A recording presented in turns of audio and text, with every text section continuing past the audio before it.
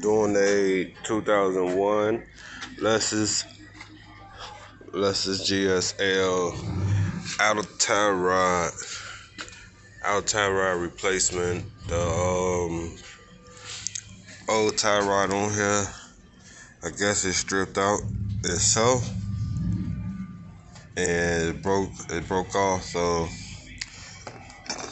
with the AutoZone, got the new part.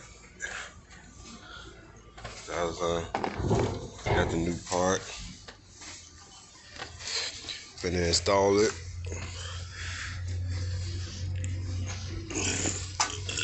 I already took the, you see it, obviously I already see it already off.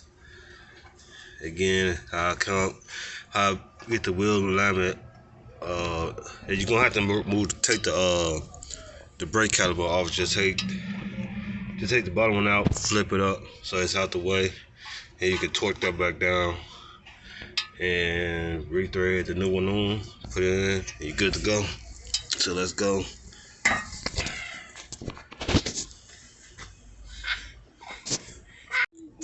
Got the new tie rod in. Now these new tie rod ends, they don't come with the collar pin on, so you want to make sure it's torqued to specs.